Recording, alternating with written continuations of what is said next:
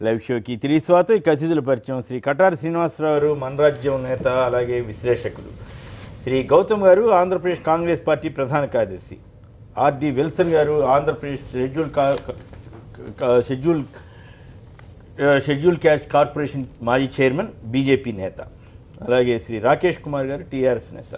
శ్రీ శివరామరెడ్డి గారు, శాసనసభ మాజీ సభ్యులు, అలాగే శాసనమండలిలో మాజీ విప్పుగా కూడా పనిచేసిన వైఎస్ఆర్ కాంగ్రెస్ పార్టీ సీనియర్ నేత. ఇక కర్నూలు జిల్లా పత్తికొండ నియోజకవర్గ వైఎస్ఆర్ కాంగ్రెస్ ఇన్ఛార్జి నారాయణ రెడ్డి హత్య తీవ్ర సంచలనం రేపుతోంది. ఇది చంద్రబాబు నాయుడు ఉప ముఖ్యమంత్రి కేఈ కృష్ణమూర్తి పథకం ప్రకారం చేసిన హత్యనంటూ వైఎస్ఆర్ కాంగ్రెస్ పార్టీ అధికారికంగా ఒక ప్రకటనలో తెలిపింది. అంతేకాకుండా ఏపీలో సాగుతున్న రాక్షస పాలన ఉగ్రవాద స్థాయికి చేరిందంటూ కూడా ఆ పార్టీ ఒక అధికార ప్రకటనలో చాలా తీవ్రంగా పరిగణిస్తున్నట్లుగా ప్రకటించింది. ఉగ్రవాద స్థాయికి చేరింది ఈ పాలన తీరు అంటూ కూడా ఘాటుగా వ్యాఖ్యానించింది. అదే సమయంలో ఉప ముఖ్యమంత్రి కేఈ కృష్ణమూర్తి కొడుకుపై కూడా ఈ ఫిర్యాదు చేశారు. దాంతో కేసు కూడా నమోదైంది. ఇది రాజకీయ హత్యగానే, చాలా తీవ్ర రాజకీయ హత్యగా వాళ్ళు వైఎస్ఆర్ కాంగ్రెస్ స్పష్టంగా చెబుతూ ఉంది. సో ఈ పరిణామాలు నిజంగానే ఏపీలో రాక్షస పాలన ఉగ్రవాద స్థాయికి వెళుతోందన్న వైఎస్ఆర్ కాంగ్రెస్ పార్టీ ఆరోపణలతో ఎంతవరకు ఏకీపిస్తారు, ఎంతవరకు ఏకీపించరో ముందుగా శ్రీనివాసరావు. అదే ఒకటి నిన్న మనం అందరం చూసామండి, ఛానల్స్లో జరిగిందంతా చాలా స్పష్టంగా చూచారు. దాదాపు 25 మందితో, అంటే మనం ఆధునిక యుగంలో ఉన్నాం, కొంచెం అభివృద్ధి వైపు వెళ్తున్నాం అని చెప్తున్న దానికి భిన్నంగా సినిమా ఫక్కీలో పూర్తిగా అదేదో మిర్చి సినిమాలో సంఘటనలాగా ఉంది. మనం చూస్తే 3-4 ట్రాక్టర్లు, ఒక 25 మంది దాక్కోవటం, తర్వాత అంటే అసలు చంపిన తీరు కూడా అత్యంత భయానకంగా ఉంది. తల మొత్తం ఛిద్రం అయిపోయిన పత్రికల్లో వచ్చిన ఫోటోలు. అంటే ఇవాళ రాజకీయం మారుతున్న తీరు, మనం కొంత మంచి రాజకీయం వైపు వెళుతున్నామని చెప్పే పరిస్థితి లేకుండా జిల్లాలో, లేకపోతే ఫ్యాక్షన్స్ మొన్న 3 రోజుల క్రితం ప్రకాశం జిల్లా టీడీపీ వర్గాలు అయినప్పుడు కూడా అది చాలా బాగా 2 చచ్చిపోయారు అక్కడ మనం చూసాం. ఇవాళ 2 చనిపోయారు. అంటే 25 మంది దాడి చేయటము, అదే నియోజకవర్గం నుంచి ఉప ముఖ్యమంత్రి ఆయన ఎమ్మెల్యేగా ఉన్నారు, ఆయన మీద ఈయన పోటీ చేస్తున్నారు నారాయణ రెడ్డి గారు, చెరుకులపూడి నారాయణ రెడ్డి గారు. అంటే ఇది ఫ్యాక్షన్ హత్యలు, అంటే ప్రభుత్వ మద్దతు లేదని అనడానికి అవకాశం లేకుండా ఉంది. ఎందుకంటే చాలా అది రోడ్డు పెళ్లికి వెళ్తా ఉన్నారు, ఆయన నడి రోడ్డు మీద కీలకమైంది ఏంటంటే ఆయన గన్ లైసెన్స్ ఎక్స్పైర్ అయిపోయి 3 నెలలు అవుతుంది. మనందరికీ తెలుసు ఆ జిల్లాలో రాజకీయంలో హత్యలు ఇవన్నీ చాలా ఎప్పటి నుంచో ఉన్నాయి, మరింతగా పెరుగుతున్నాయి. గన్ లైసెన్స్ రెన్యూవల్ చేయకపోవడానికి మన కారణం ఏం చెప్తాం? ఇప్పుడు ఆయన మీద వేరే కేసులు ఉంటే ఆత్మరక్షణ కోసం, ప్రతిపక్షం ఉన్న వాళ్ళకి ఆత్మరక్షణకి కనీసం దాడులు జరుగుతాయన్న సంకేతాలు ఉన్నప్పుడు గన్ లైసెన్స్ 3 నెలల పాటు రెన్యూవల్ కొత్తగా గన్ లైసెన్స్ ఇవ్వటం కాదు, ఉన్న లైసెన్స్ని రెన్యూవల్కి హ్యాండ్ ఓవర్ చేసిన తర్వాత 3 నెలల పాటు గన్ లైసెన్స్ ఇవ్వకపోవటం కూడా అనుమానాలకు తావిస్తోంది. అంటే ప్రభుత్వం జవాబుదారండి. రాష్ట్రంలో ఎవరికి ఏ ప్రాణానికి హాని జరిగినా కూడా ప్రభుత్వం జవాబుదారి.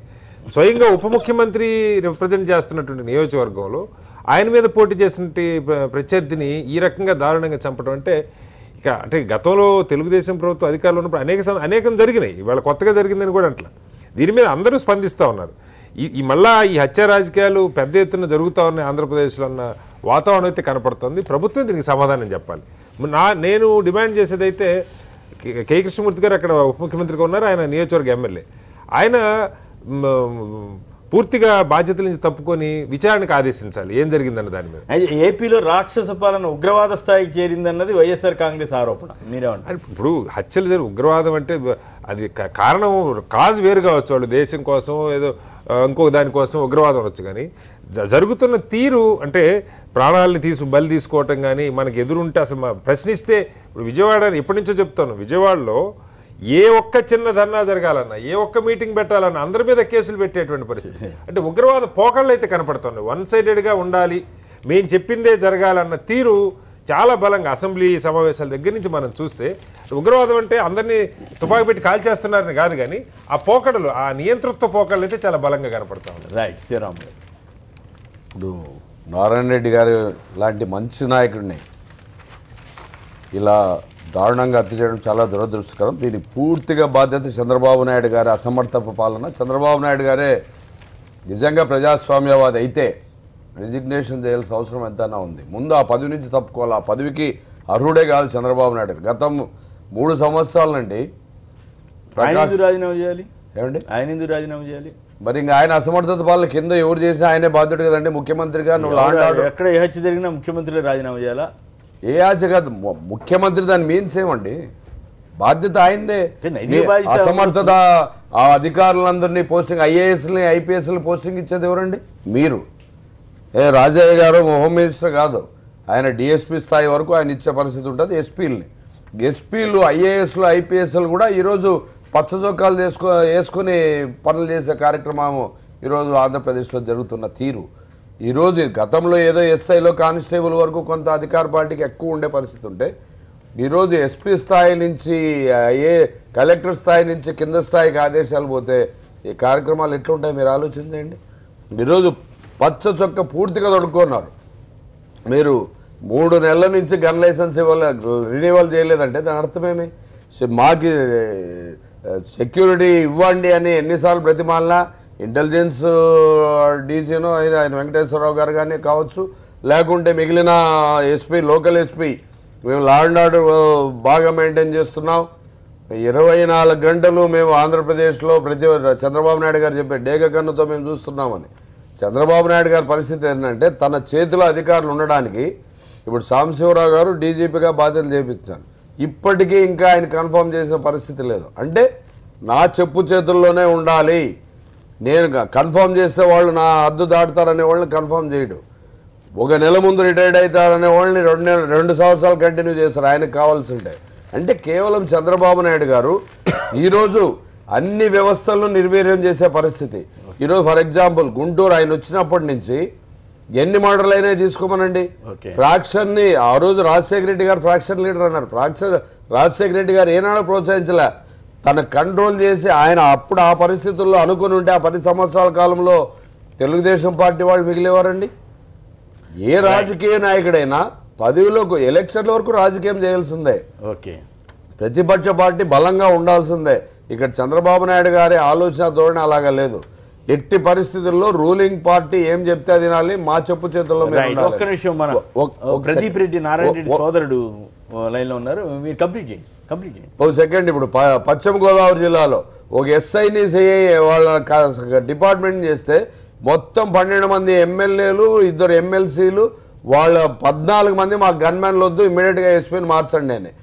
విజయవాడలోనే పక్కాగా బాలసుబ్రహ్మణ్యం గారు లాంటి మంచి ఆఫీసర్ మీద దాడి, ఎక్కడ చూసినా ఈరోజు ఎస్ఐల మీద దాడి చేసిన పరిస్థితులు, సిఐల్ని చేసుకున్న పరిస్థితులు, రాక్షస పాలన, ఈ పోలీస్ వ్యవస్థను నిర్వీర్యం చేస్తున్న పరిస్థితుల్లో మళ్ళా ఈరోజు టెర్రరిజం పెరిగే పరిస్థితి ఉంది.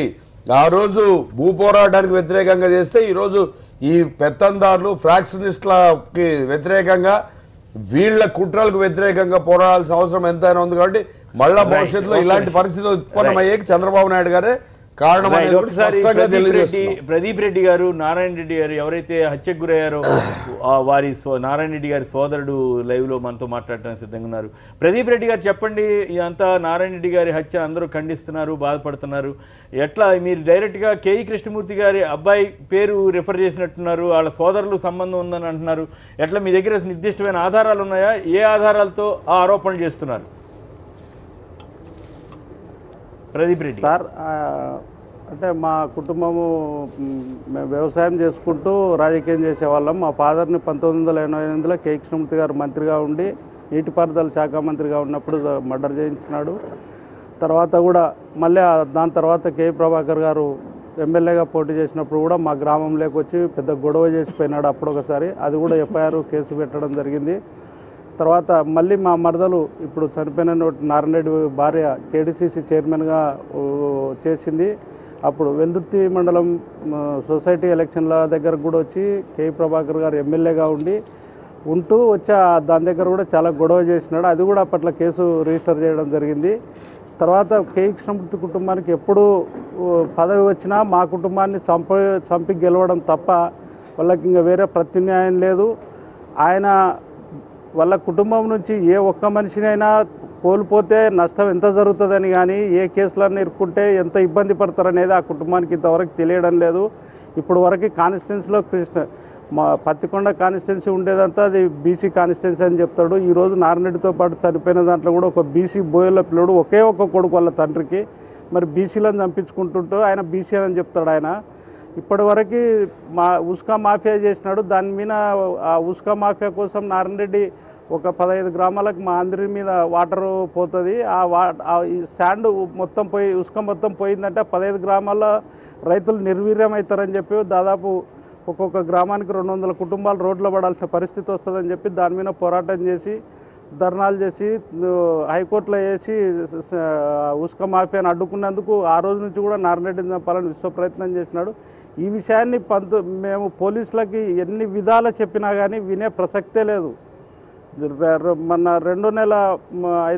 15వ తారీఖు 2017లో కూడా మా జిల్లా ఎస్పీ గారికి, డిఐజీ గారికి, ఐజీ గారికి, ఇంటెలిజెన్స్ ఐజీ గారికి లా అండ్ ఆర్డర్ మొత్తం ఎంతమంది డిపార్ట్మెంట్ ఆఫీసర్స్ ఉన్నారో ప్రతి ఒక్కరికి తెలియజేసి మా పరిస్థితి ఇట్లా ఉంది సార్, దీన్ని ఏదన్నా చేయండి అని చెప్తే ఏ ఒక్కరూ దీని మీద చలనం తీసుకున్న లేరు. దీంట్లో ఏమాత్రం చర్య తీసుకున్నా ఈరోజు ఈ నారాయణరెడ్డి చనిపోయేవాడు కాదు.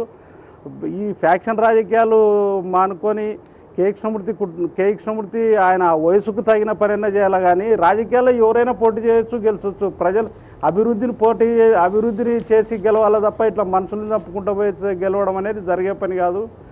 మాకి ఒక ఎస్ఐ గారు ఉన్నారు మా స్టేషన్లో వెల్దుర్తిలో. ఆయనకి దాదాపు ఒక 100 కంప్లైంట్లు ఇచ్చింటాం. మా గ్రామ సర్పంచ్ ఎస్సీ మహిళ, ఆ అమ్మాయి పోయి మా గ్రామంలో ఉసుకపోతుంది సార్, మాకు తాగడానికి నీళ్లు ఉండవని చెప్తే ఆ అమ్మాయిని ఎంత ఎటకారంగా గానో మాట్లాడి అసలు కంప్లైంట్ తీసుకుని కూడా ఆయనకి ఇష్టపడాడు. ఈ రకంగా ఉంది సార్ ఇక్కడ ఉండే పరిస్థితుల్లో. తెలుగుదేశం ఎమ్మెల్యేలనే ఎస్ఐలుగా, సిఐలుగా, డిఎస్పీలు వేసుకునేది మేలు. ఇంకా పోలీసుని తీసేసి పక్కకు పెట్టేసి వీళ్ళు ఎట్లా నచ్చితే అట్లా నడుపుకోవచ్చు. ఎంతమందిని కలిస్తే అంతమందిని చంపి వాళ్ళు ప్రజల్లో గెలవలేమని తెలిసిపోయింది సార్ వాళ్ళకి. ఓకే, చాలా మీ ఆవేదన అర్థమైంది. నిజంగానే ఇసుక మాఫియా కోసం, ఇసుక మాఫియాపై పోరాడుతున్నందుకే ఇట్లా జరిగిందని వారి సోదరుడు ప్రదీప్ రెడ్డి గారు చెబుతున్నారు. గౌతమ్ గారు మీరు ఎట్లా రియాక్ట్ అవుతారు? సార్, ఇది ఒకటేమో నారాయణరెడ్డి కుటుంబానికి ఎవరైనా సరే చాలా బాధాకరం. ఆయన 2014 ఇప్పుడు డైరెక్ట్గా కేఈ కృష్ణమూర్తి గారి కుటుంబం మీద ఆయన ప్రదీప్ రెడ్డి గారు ఆరోపణ చేస్తా ఉన్నారు. 2014లో ఆయన వారు కాంగ్రెస్ పార్టీ నుంచి పోటీ చేసి తర్వాత వైసీపీకి వెళ్ళారు. కోట్ల సూర్యప్రకాష్ రెడ్డి గారికి, కోట్ల కుటుంబానికి కూడా చాలా ప్రధాన అనుచరులుగా ఉండేవారు, బంధువులు కూడా. సో ఇది మన శ్రీనివాసరావు గారు చెప్పిన ఒక పథకం ప్రకారం అయితే పక్కాగా జరిగింది. పథక రచన ఎవరు చేశారు, దానికి స్థానికంగా ఎంత పోలీసు వ్యవస్థ ఉండి ఈ పథక రచనకి సహకరించారా లేకపోతే వదిలేశారా, ఎందుకు వైఫల్యం చెందింది, లా అండ్ ఆర్డర్ చూస్తున్నటువంటి ముఖ్యమంత్రి గారు లేదా అక్కడ ప్రధాన ఎమ్మెల్యేగా ఉండి ఉప ముఖ్యమంత్రిగా ఉన్నటువంటి కేఈ కృష్ణమూర్తి గారే ఖచ్చితంగా దీనికి జవాబుదారీతనం, నైతిక బాధ్యత వహించాల్సిన అవసరం ఉంది. పైగా కుటుంబం కూడా వేరే ఎవరో కాదు. ఇప్పుడు కర్నూలు జిల్లాలో కానీ కడపలో కానీ ఫ్యాక్షన్ అనేది సహజంగా జరుగుతున్న ప్రాసెస్లో ఇటీవల మనం ఏమనుకుంటున్నాం అంటే ఫ్యాక్షన్ చాలా తగ్గిపోతుంది కనుక అది ఒక మంచి పరిణామమే అని అనుకున్నాం, లేదా డెవలప్మెంట్ చూసో లేకపోతే. ఇప్పుడు కొత్తగా ఫ్యాక్షన్ మళ్ళీ ప్రభుత్వ ప్రోత్సాహంతో అది పెట్టరేగిపోతున్న దశ కనిపిస్తూ ఉంది. ఇది ఎందుకు ఇలా జరుగుతుంది, రాజకీయాలు ఏమైనా ఉన్నాయా దీంట్లో అయితే కొంత అనుమానం కూడా ఉంది. ఎందుకంటే బహుశా ప్రతి గ్రామాల్లో లేదా ప్రతి నియోజకవర్గాల్లో ఫ్యాక్షన్ మెయింటైన్ చేయడం ద్వారా అటో గ్రూపు ఇటో గ్రూపు ఏకపక్షంగా కాకుండా రాజకీయంగా అది మనకి ఉనికిలో అది ప్రయోజనకరంగా ఉంటుందనుకుని కూడా దీన్ని ఏమన్నా ఇలాంటివి ప్రోత్సహిస్తున్నారనే అనుమానం కలుగుతుంది. సో ఈ హత్యకి సంబంధించి అయితే ఖచ్చితంగా ఒక పథకం ప్రకారమే జరిగింది. ఈ పథక రచనకి ఎవరైతే కుటుంబ సభ్యులు పలానా వాళ్ళైతే కేఈ శ్యాంబాబు అని చెప్తున్నారో ఆయన A14గా పెట్టి కేసు బుక్ చేయటం కూడా మనం అబ్జెక్షన్ చేయాలి. ఎందుకంటే ఇంత పథక రచన ఇంత పగడ్బందీగా ఒక పెద్ద సినిమా ఫక్కీలో జరిగిన హత్య ఇది చాలా మామూలుగా జరిగిన హత్య కాదు. అది ఎంత ప్లాన్డ్గా జరిగింది అనేది మన వార్తలు చదువుతుంటే చాలా ఆశ్చర్యం అనిపిస్తుంది. సినిమా సెట్టింగ్ చేసినట్టే జరిగే హత్య. ఇంకా సినిమాలో ఇంత ఎలా ఉంటుందా అని ఎవరైనా ఆశ్చర్యపోవచ్చు, కానీ సినిమా కన్నా ఇంకా ఇదిగా జరిగింది. సో అందుకని దీని మీద ప్రభుత్వం అయితే నైతిక బాధ్యత వహించి దీనికి కేఈ కృష్ణమూర్తి గారు మీరు అన్నట్టుగా వారి మీద ఆరోపణలు వచ్చాయి కనుక వారు రాజీనామా చేసి విచారణ ఎదుర్కొని కేసులను ఎదుర్కోవడం అనేది అంటే ఆయన మీద పెట్టలేదు, ఆయన కొడుకు మీద పెట్టారు. దాని గురించి కూడా ప్రదీప్ రెడ్డి గారితో మనం మాట్లాడదాం. మళ్ళీ శివారెడ్డి గారు నంద్యాల నుంచి. శివారెడ్డి గారు నమస్కారం, మాట్లాడండి. కొమ్మినేని గారు నమస్కారం అండి. నమస్తే, మాట్లాడండి. కొమ్మినేని గారు నమస్కారం. మాట్లాడండి ప్లీజ్. సార్, ఇది ఫస్ట్ చెరుకూరు నారాయణ రెడ్డి వారి కుటుంబానికి మా ప్రగాఢ సానుభూతిని తెలియజేస్తున్నాము. ఓకే. ముందు అసలు ఇది జరుగుతున్న పరిణామాలు చూస్తుంటే ఏపీలో ప్రజాస్వామ్యం అనేది బతికుందా? అసలు ఏపీలో ప్రజాస్వామ్యం ఉందా? ఆయన చీఫ్ మినిస్టర్ చంద్రబాబు నాయుడు గారు ఏం ఆలోచిస్తున్నాడో ఏమో, కానీ ఇక్కడ జరుగుతున్న పరిణామాలు చూస్తుంటే అక్కడ ఒక ఆటవిక రాజ్యం. ఎవరైతే అన్యాయం మీద పోరాడతారో వాళ్ళని చంపేయండి అని పోలీసులకు డైరెక్ట్ గా ఇచ్చినట్టున్నాడు సంకేతాలు. లేకపోతే ఎందుకు కండియట్లేదండి? ఆయన చీఫ్ మినిస్టర్ గా ఉన్నారు, ఆయన కింద కేఈ కృష్ణమూర్తి గారు ఉప ముఖ్యమంత్రి. ఆయన కాన్స్టిట్యూన్స్ లో ఇంత మర్డర్ జరిగితే టీడీపీ వాళ్ళు, మనుషులుగా ఉన్న టీడీపీ వాళ్ళు, మానవత్వం ఉన్న వాళ్ళు ఒక్కళ్ళన్నా ఖండించారండి?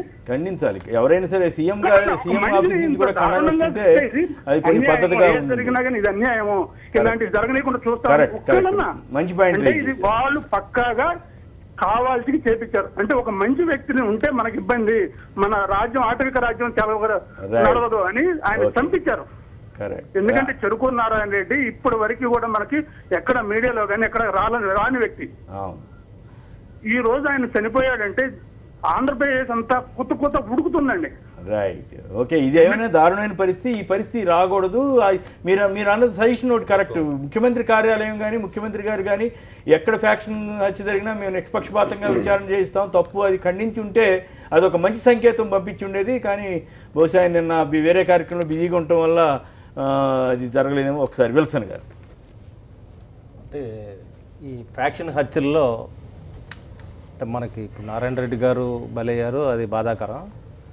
అదే సమయంలో కర్నూలులో కానీ అనంతపురంలో కానీ ఇది కడపలో కానీ చాలా ఈ ముఖ్యంగా రాయలసీమ ప్రాంతాల్లో ఈ ఫ్యాక్షన్ గొడవల్లో ఒకవేళ చనిపోయిన నేతలు వారి వెనక ఉండే అట్టడుగు వర్గాల ప్రజలు వాళ్ళ ఫ్యామిలీస్ వాళ్ళ కోసం సఫర్ అవుతున్న పరిస్థితులు చాలా ఉన్నాయి. ఆ నేపథ్యంలోనే నారాయణ రెడ్డి గారి హత్య జరగడం, వాళ్ళ తండ్రి గారికి వెనక ఆయన్ని గడ గతంలో చేయడం, ఆయన మీద గడ ఆరోపణలు ఇవన్నీ జరుగుతూ వస్తున్నాయి. అంటే దీన్ని కంట్రోల్ చేయడంలో ఆంధ్రప్రదేశ్ ప్రభుత్వం కొంత విఫలం చెందిందని నేనైతే భావిస్తున్నాను. అదేవిధంగా హోమ్ మినిస్టర్ కానీ అదేవిధంగా డీజీపీ గారు కానీ ఆశించిన స్థాయిలో వాళ్ళ ఎక్సైజ్ కనిపించడం లేదు. అంతకుముందు ఒంగోలులో జరిగిన ఈ హత్యల్లో కూడా వాళ్ళు ఆశించిన స్థాయిలో రెస్పాన్స్ కాలేదు. బాహాటంగా కూడా కరణం బలరాం గారు కూడా చెప్పుకొని వచ్చారు. ఈ విధంగా ఇప్పుడు దీనికి చంద్రబాబు నాయుడు ఏం చెప్తారు అని చెప్పి ఇక్కడ అడగడం జరిగింది. అయితే నేను ఎన్ని ఆంధ్రప్రదేశ్ ప్రభుత్వం వాళ్ళు బాధ్యతగా తీసుకోగలిగితే ఇలాంటి జరగనేది నాకున్న అభిప్రాయం. ఓకే. అదే సమయంలో ఈ హత్యలు ఇక్కడ ఈ రాయలసీమ ప్రాంతాల్లో హత్యలు కొత్త కాదు. గతంలో పరిటాల రవి కానీ అదేవిధంగా మొద్దుసీను కానీ తర్వాత సూరి కానీ వీళ్ళందరూ ఒక పరంపర గొలుసు కట్టుగా ఈ మరణాలు హైదరాబాద్ జరిగిన మొత్తం మీద లింక్ అక్కడి నుంచి వచ్చినాయి. కాబట్టి ఇప్పుడు అంటే నేనేమంటానంటే అప్పుడు జరిగిందని రాజశేఖర రెడ్డి గారిని ఇప్పుడు జరిగిందని చంద్రబాబు నాయుడు గారిని నిందించడం కంటే టోటల్గా ప్రజాస్వామ్యాన్ని ప్రేమించే వాళ్ళు ఎవరైనా సరే ఈ హత్యలు జరగకుండా నివారించడం కోసం ప్రయత్నం చేయాలి.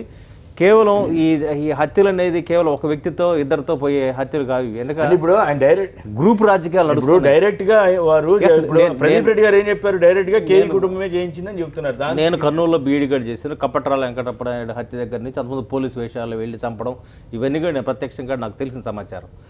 నేనేమంటానంటే కేఈ కృష్ణమూర్తి గారికి నిజంగా బాధ్యత, ఆయనకి కుటుంబానికి బాధ్యత ఉంది వాళ్ళకి సంబంధించిన అబ్బాయి మీద కేసు పెట్టారు వీళ్ళు. ఎస్, వాళ్ళు ఆరోపించడం అంటే మొదటి నుంచి వాళ్ళ ఫ్యామిలీస్ మధ్య రైవలరీ ఉంది కాబట్టి ఆ ఘర్షణ ఉంది కాబట్టి న్యాచురల్గా వాళ్ళ మీద పోతుంది.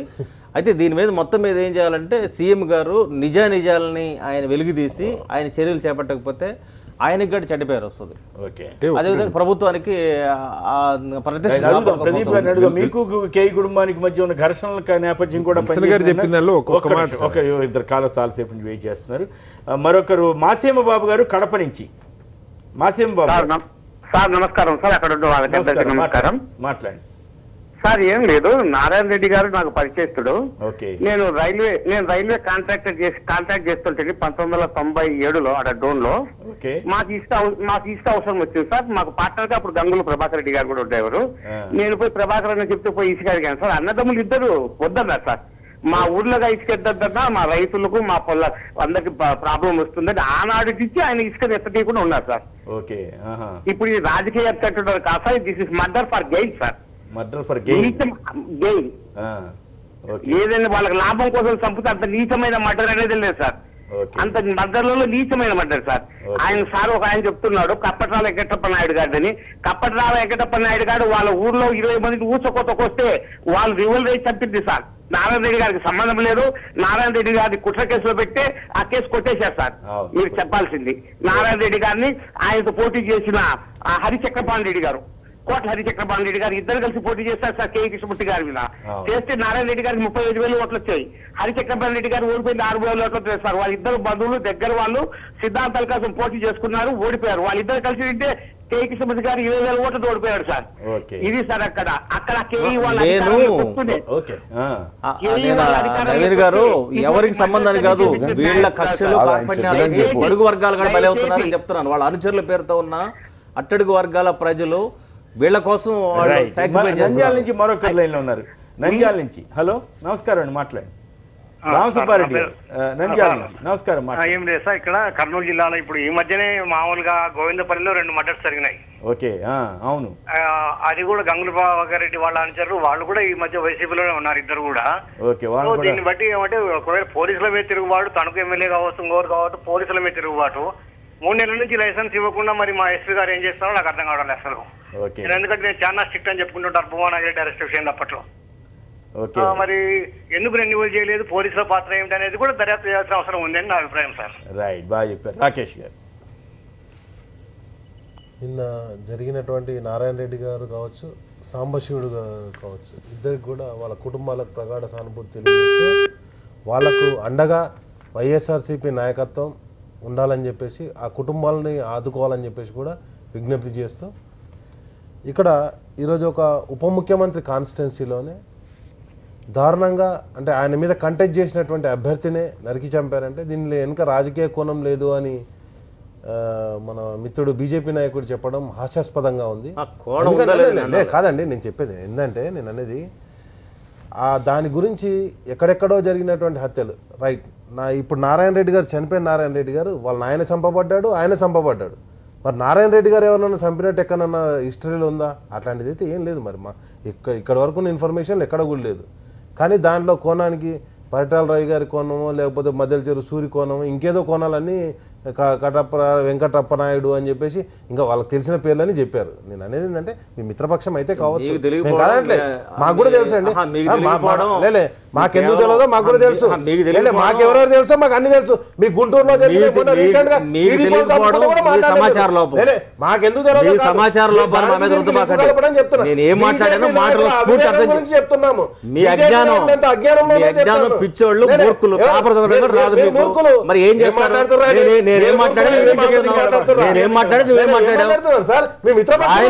రాయలసీమలో జరిగిన హత్యల గురించి చెప్పా. ఒక్క రోజు జరిగింది కాదు, ఇది ఒక పరంపర అని చెప్పా నేను.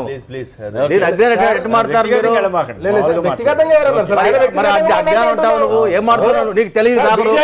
ఈరోజు పేపర్ చూసుకొని మాట్లాడుతున్నావు నువ్వు. నేను కర్నూలు విద్యార్థిని, కర్నూలులో చదివాను. పాల్గొన్నారో చెప్పండి. అది కూడా మరి కర్నూలు చదివాను చెప్తున్నాను. రాయలసీమలో నేనేం చెప్పానంటే అగ్రకులాలకి వెనక నిలబడి బడుగు వర్గాల ప్రజలు బలైపోతున్నారు కాబట్టి నేనేమంటానంటే చెప్పేది మిత్రమా, అందుకని ఈ ఫ్యాక్షన్ పోవాలంటున్నా నేను. ఎవరు చేసిన తప్పే ఇందులో కృష్ణమూర్తి గారికి కేఈ కృష్ణమూర్తి గారి పాత్ర ఉంటే కానీ చంద్రబాబు నాయుడు బాధ్యత వహించాలి. ప్రజలు గమనిస్తుంటారు. సార్ టాపిక్ డైవర్ట్ కాకుండా సూటిగా నేను ఏం చెప్తున్నా అంటే రాజకీయ కోణంలో ఆలోచించాల్సిన ఆవశ్యకత ఉందని చెప్తున్నాను తప్పితే మిత్రులకు అక్కడ ఉన్న పేర్లని తెలవు లేకపోతే ఆయన అక్కడ చదువుకోలేదని నేను చెప్పట్లేదు. మిత్రులు గొప్ప వాళ్ళు చాలా చదువుకున్నారు, ఆయన దాని కార్పొరేషన్ చైర్మన్ గా కూడా చేశారు. మాకు ఆ విషయం తెలుసు. మా సిరిసిల్ల ప్రాంతంలో కూడా పర్యటించారు, ఆ విషయాలు కూడా మాకు తెలుసు. వాటి గురించి నేను మాట్లాడలేదు. నేను అనేది ఏంటంటే ఈరోజు జరిగినటువంటి మర్డర్లో నారాయణ రెడ్డి గారు ఇప్పుడేం ఎలక్షన్లు లేవు, ఇప్పుడేం వెంటనే ఎలక్షన్లు వచ్చే పరిస్థితి కూడా లేదు. ఆయన ఏదో పెళ్లిళ్లకు కార్యక్రమాలు ఏవేవైతుంటే వాటన్నింటినీ పాల్గొనడానికి వెళ్తున్నారు. వెళ్లే క్రమంలో ఇలాంటి సంఘటనలు జరగడం అది ఏ పార్టీ నాయకుల మీద కూడా జరిగి చంపుకునే అంత రాజకీయ అవసరం లేదు. నెక్స్ట్ వచ్చేసి నేను అనేది ఏంటంటే పోలీస్ డిపార్ట్మెంట్ కూడా అక్కడ పనిచేస్తున్నప్పుడు వాళ్ళకి రక్షణ కల్పించలేనప్పుడు వాళ్ళు స్వయంగా వాళ్ళకి రక్షణ కల్పించుకోవడానికి కావాల్సినటువంటి ఆయుధ లైసెన్సులు పునరుద్ధరించుంటే ఈరోజు ఆ పరిస్థితి ఉండకపోయేది.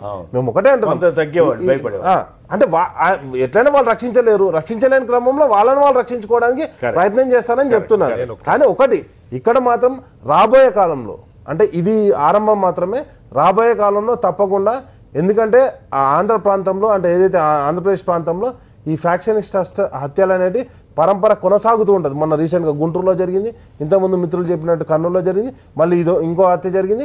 ఈ హత్యలన్నీ జరుగుతున్నాయి. స్పష్టంగా లేకపోవడం కూడా కొంత ప్రభుత్వం స్పష్టంగా ఉంది హత్యలు చేపించడానికి. అదే చెప్తున్నాం మేము. మీరు మరి ప్రభుత్వం స్పష్టత లేదని చెప్తారు. ప్రదీప్ గారు చెప్పండి, కేఈ కుటుంబంతో మీకు ఎప్పటి నుంచో తగాదాలు ఉన్నాయి కదా అని బీజేపీ నేత అడుగుతున్నారు, అది ఎంతవరకు వాస్తవం ఏమిటి ప్రదీప్ గారు?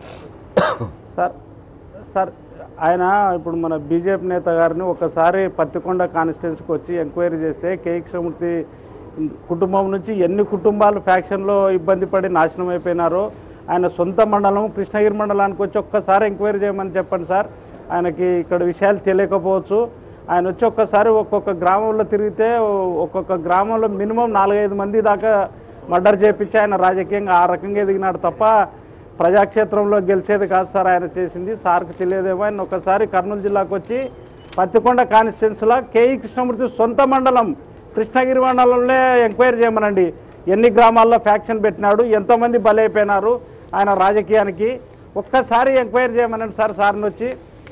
ఓకే, అయితే మరి ఇప్పుడు కేఈ శ్యాంబాబు పేరు ఎందుకు కేసులో డైరెక్ట్గా పెట్టారా, లేకపోతే ఏంటి? అది A14గా పెట్టారు కదా, దాని మీద మీ కామెంట్ ఏమిటి? అవును సార్, ఈ ఉస్కా మాఫియా ఇవన్నీ నారాయణ రెడ్డి వైఎస్ఆర్ పార్టీ నుంచి ఎదిగి రేపు ఎలక్షన్లో నాకు బాగా ధీటుగా ఎదుర్కొంటున్నాడని, ఆయన రాజకీయ ఎదుగుదలను ఓర్చుకోలేక నారాయణ రెడ్డిని చంపితే ఒక భయోత్పాదన టెర్రర్ క్రెడిట్ చేసి నెక్స్ట్ నా ఎలక్షన్కి ఎవరు అడ్డు తగలకూడదు, నారాయణ రెడ్డి అంత మనిషినే నేను చంపగలిగినాను, ఇంకా నాకు ఎవరు అడ్డు ఉండాలని అడ్డు అదుపుండదనే ఉద్దేశంతో ఆయన ఈ ప్రయత్నం అంతా చేసి, లేకపోతే మా కుటుంబానికి వేరే సమస్య లేదు సార్. పోరాటం చేసి హైకోర్టులో కేసులు వేసినది ఇవన్నిటికీ నారాయణ రెడ్డి అడ్డమనే ఉద్దేశంతో నారాయణ రెడ్డిని చంపేయడం జరిగింది. ఓకే, వచ్చేసారి ఆయన పోటీ చేయడు, కొడుకు పోటీ చేస్తాడు అంటున్నారు కదా? అవును సార్, కేఈ శ్యాంబాబు గారే పోటీ చేసేది.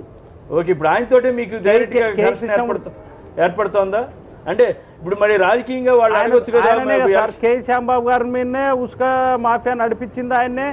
ఉస్కా మాఫియా మీద హైకోర్టులో పోయి స్టే తీసుకొని వస్తే వెల్దుర్తి ఎస్ఐ గారు వచ్చి ఎవరైతే రైతులు హైకోర్టులో వేసినారో వాళ్ళ ఇండ్లకు పోయి బెదిరించి మీరు ఎంక్వైరీలో చెప్తే మీ కథ చూస్తామని చెప్పి విజయవాడ నుంచి వచ్చిన ఆఫీసర్స్ దగ్గర పోలీసు వాళ్ళు ఉండి ఇంటింటికి తిరిగి ఎస్ఐ ప్రతి రైతును భయపడిస్తే ఇంకా ఏ రకంగా కంప్లైంట్ చేస్తారు సార్ వాళ్ళ పైన? కరెక్ట్. నేను కూడా విన్నాను అప్పట్లో ఈ హైకోర్టు ఆదేశాలు ఇస్తే ఇంటింటికి వెళ్ళి ఎవరైనా సరే సాక్ష్యం చెప్తే ఊరుకోమని చెప్పి కొంతమంది బెదిరించారని విన్నాను. అది చాలా దారుణమైనటువంటి ఘటన. విల్సన్, మీరు ఏమైనా రిప్లై ఇస్తారా? ప్రదీప్ రెడ్డి గారు, మీ కుటుంబానికి చాలా ప్రగాఢ సానుభూతి. నేను కర్నూలు జిల్లాలోనే బిఎడ్ చేశాను. కేఈ కృష్ణమూర్తి గారు ఇంటి పక్కనే మేము ఉన్నాము. నేనేమంటానంటే, నేను ఇలాంటి హత్యలు చేసే విషయంలో ఎవరి పాత్ర ఉన్నా అందులో బడుగు వర్గాలు బలైపోతానన్నది నా ఆవేదన. మీ కుటుంబం వెనకగాడు అట్టడుగు వర్గాలు ఉపయోగపడ్డాయి. అదేవిధంగా కేఈ కృష్ణమూర్తి వెనకాడ ఉన్నాయి. నాకు తెలుసు, మెస్సులో కత్తులు పెట్టుకొని కూడా వచ్చి కూర్చుంటారు. అయితే ఈ ఫ్యాక్షన్ హత్యల్లో ఎవరు బలైపోయినా వాళ్ళ వెనక కుటుంబాలు బలవుతున్నాయి. కాబట్టి ఫ్యాక్షన్ హత్యలు జరగకూడదు అనేది మేము కోరుకుంటున్నాము. మేము ఆ మేరకు అక్కడ చాలాసార్లు చైతన్య యాత్రలు కూడా చేశాము. కర్నూలు, అనంతపురం జిల్లాలో డైరెక్ట్ గా కేఈ కృష్ణమూర్తి కుటుంబం మీద ఆరోపణ చేశారు. చంద్రబాబు నాయుడు గారు వ్యతిరేకిస్తారు. అదే చెప్తున్నాను. వాళ్ళకు అనుమానం ఉంటే ఖచ్చితంగా వాళ్ళ మీద కేసు పెట్టాల్సిందే. ఇప్పుడు కేఈ కృష్ణమూర్తి గారి మీద కానీ లేకపోతే వాళ్ళ తమ్ముడి మీద ఎవరైనా ఇప్పుడు వాళ్ళు పెట్టారు కదా, ఖచ్చితంగా పోలీసు విచారించాలా.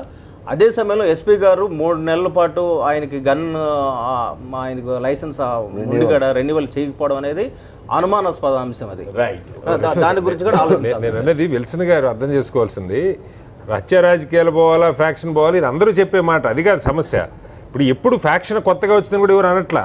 కానీ ఫ్యాక్షన్ ఎప్పుడు రగులుకుంటుందంటే, ప్రభుత్వం అన్నప్పుడు, ఇప్పుడు ఒక పార్టీ అధికారులు ఉన్నప్పుడు ఇంకో ప్రతిపక్షం దాడి చేసేది ఆ సాహసం చేయరండి. ఎప్పుడు కక్షలు లేవని నేను అంట్లా. వైఎస్ఆర్సీపీలో ఉన్న వాళ్ళకి అక్కడ ఉన్న వాళ్ళు గొడవలు ఉండొచ్చు, కానీ అధికారులు వాళ్ళు ఉన్నప్పుడు, ఎస్ఐలు పోలీసులు అల్లవాళ్ళు ఉన్నప్పుడు ఈ దాడి చేసే సాహసం ప్రతిపక్షం వాళ్ళు చేయరు. అధికార పక్షం నుంచి మొదలైతేనే, ఎందుకంటే ఆ కక్షలు ఎప్పటి నుంచో రగులుతాయి, అధికార పక్షం అండుందనుకున్నప్పుడే మొదలవుతాయి. అవును, యాక్చువల్గా నాకు ఈ మర్డరు ఈ గొడవ అన్నీ తెలియదు కదా. అంతకుముందు ఈ ఇసుక మాఫియా గొడవ వచ్చినప్పుడు నాతో ఎవరో ఫ్రెండ్ చెప్పారు, కర్నూలు నుంచి వచ్చిన ఈ శ్యాంబాబు లేకపోతే ఎవరో కేఈ కృష్ణమూర్తి సంబంధించిన వాళ్ళ ఆ ఇసుక మాఫియా మీద ఎంక్వైరీకి వెళ్తే ఎవరైనా సరే మీరు పేరు చెప్పారంటే మీ డాక్టర్ ఇస్తామని. మీకు ఇసుక అక్కడ ప్రధాన ఆదాయ వనరు రాజకీయ నాయకులు, ఎందుకంటే అడ్డంగా 100% డబ్బులు వచ్చేది, 100 కోట్ల రూపాయల డబ్బులు వచ్చేది ముట్టికి తీసుకుపోయి అమ్ముకోవటమే జరుగుతూ ఉంది. తీసుకుపోయి అమ్ముకుంటున్న దాన్ని అడ్డుకోవటం అంటే వాళ్ళ ఆదాయాన్ని తెగ్గొట్టే ప్రయత్నం, అక్రమార్జన్ని తెగ్గొట్టే ప్రయత్నం జరిగినప్పుడు ఆయన చెప్పారు మర్డర్ ఫర్ గెయిన్ అని ఇంకొక ఆయన నడుచుంది. ఇది హత్య రాజకీయం. అక్కడ ఉన్నంత డబ్బు ఈ ఫ్యాక్షన్ రాజకీయాన్ని నడపాలంటే బోల్డ్ అంత డబ్బు కావాలి. డబ్బు అక్రమంగా సంపాదించే మార్గానికి అడ్డం పట్టడం కూడా ఆయన చాలా పెద్ద ఎత్తున అడ్డం పట్టుతున్నారు. మనం లోతుల్లోకి వెళ్తా ఉంటే కొన్ని సంవత్సరాల నుంచి నారాయణ రెడ్డి గారు అక్కడ కాంట్రాక్టర్ చెప్తా ఉన్నారు. జరిగింది కూడా ఇసుక మాఫియాని అడ్డుకోవడం అనేది పెద్ద నష్టం వాళ్ళకి. సో దీన్ని ఖండించితే తప్ప, దీన్ని అంతం చేస్తే తప్ప మనకి రాజకీయంగా ఎదుగుదల ఉండదు. ప్రత్యక్షంగా ఆయన ఈయన మీద పోటీ చేస్తున్నాడు, వాళ్ళ కొడుకు పోటీ చేస్తున్నాడు. ఆయనతో సంబంధం ఉండకుండా ఇంకెవరో కింద సాధారణ కార్యకర్త దాడి చేసే స్థాయి మనిషి కాదు ఆయన. మనం అర్థం చేసుకోవాల్సింది. నరేష్ కుమార్ గారు విశాఖపట్నం నుంచి. నరేష్ కుమార్ విశాఖపట్నం. నమస్కారం, మాట్లాడండి ప్లీజ్. హలో, మాట్లాడండి ప్లీజ్. నమస్కారం కేఎస్ఆర్ గారు. నమస్కారం, మాట్లాడండి. ఇప్పుడు మీరు అక్కడ చర్చిలో ఒకరిద్దరు వాదం చేసుకున్నా కొంచెం ముందు పర్వాలేదండి, పర్వాలేదు, ఏముంది, అవి నడుస్తూ ఉంటాయి. కానీ మీరు మీ అభిప్రాయం చెప్పండి. నెక్స్ట్ ఏంటంటే రాజశేఖర రెడ్డి గారి టైంలో హత్యా రాజకీయాలు నిజంగానే తక్కువ. ఒకసారి జరిగింది కదా, మన పరిటాల రవీంద్రని చంపేశారు కదా ఆయన టైంలోనే. అవును, మరి అది హత్యా రాజకీయమే కదండి. చెప్పండి చెప్పండి. అట్లాగే ఆ తర్వాత ఆయన మళ్ళీ దాన్ని సమర్థించుకుని మళ్ళీ హత్యా రాజకీయాలు రాకుండా చూసుకున్నారు. అది వాస్తవం. ఆయన సమర్థించుకున్నారనేది కరెక్ట్ కాదనుకుంటా.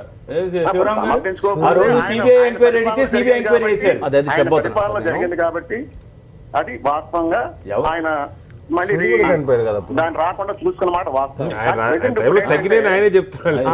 ఇంకోటి నేను శ్రీనివాస్ గారు చెప్పిన దానికి అంటే ప్రతి పాలకుల హయాంలో జరుగుతుంటాయి. అంత మాత్రాన్ని పాలకులే మొత్తం చేశారని కూడా అనలేం. అంటే మీరు జనరల్ చెప్తున్నారు, ప్రతి పాలకుల హయాంలో జరుగుతాయి అంటే అధికార పార్టీ దన్ను లేకుండా జరుగుతుంది.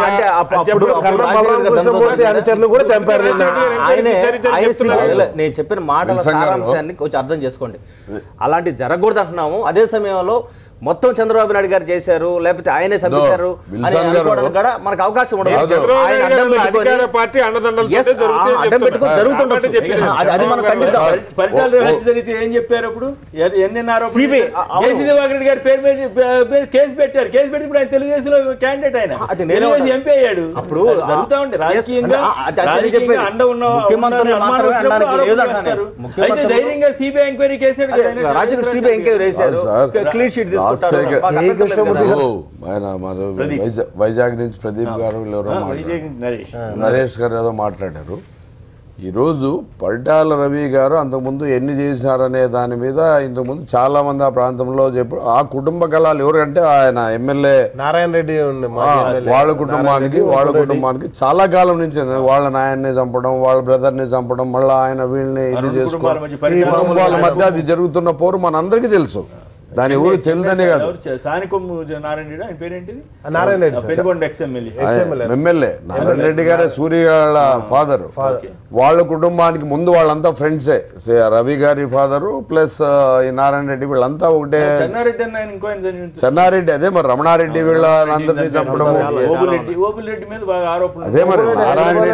నారాయణ రెడ్డి గారిని ఇప్పుడు సూర్య వాళ్ళ ఫాదర్ ని కూడా అనంతపూర్ లో బస్ స్టాండ్ లోనే బస్సుకి ఏదో పోతుంటే అట్లా కుటుంబ నేపథ్యం ఉంది వాళ్ళకి అంతా ఒకే కలిసి కట్టుకున్న వాళ్ళు కొంచెం స్పీడ్స్ వస్తే చేసిన పరిస్థితి కూడా ఉంది. మేము చెప్పేది కేవలం రవి గారిదో వీళ్ళదో అని కాదు చెప్పేది. రాష్ట్రంలో ఈ అల్లర్లు పెచ్చు పెరిగిపోవడానికి కారణం చంద్రబాబు నాయుడు గారు. పోలీస్ వ్యవస్థను కానీ ఎప్పుడే కానీ నిర్వీర్యం చేశారంటే డెఫినెట్గా లా అండ్ ఆర్డర్ వీక్ అవుతుంది. ఈరోజు పోలీస్ వ్యవస్థ ఎట్లుందంటే అధికార పార్టీ వాళ్ళకి మేము కొమ్ము కాస్తే మేము డెఫినెట్గా ఎంతైనా సంపాదించుకోవచ్చు, సంపాదన ధ్యేయంగా పనిచేస్తున్నారు. ఈరోజు లా అండ్ ఆర్డర్ పూర్తిగా నిర్వీర్యమైందనే దాంట్లో సిబిఐ ఎంక్వైరీ కావాలండి, వేరే స్టేట్ నుంచి ఒక జ్యుడిషియల్ ఎంక్వైరీ కూడా వేయండి. ఈరోజు దెబ్బలు తిన్నవాడు పోతే వాడిని మర్డర్ ఏది అటెంప్టివ్ మర్డర్ చేసినా వాటి మీద కేసు పెడుతున్నారు. కానీ ఈరోజు గ్రామ స్థాయిలో ఉన్న నాయకులు చెప్తే కమిటీలు వాళ్ళ సెక్షన్లు పెట్టే పరిస్థితి. ఈ రోజు అలాంటి పరిస్థితి అయితే కామన్ పీపుల్కి ఎక్కడుందండి? న్యాయం ఎక్కడ జరుగుతుంది?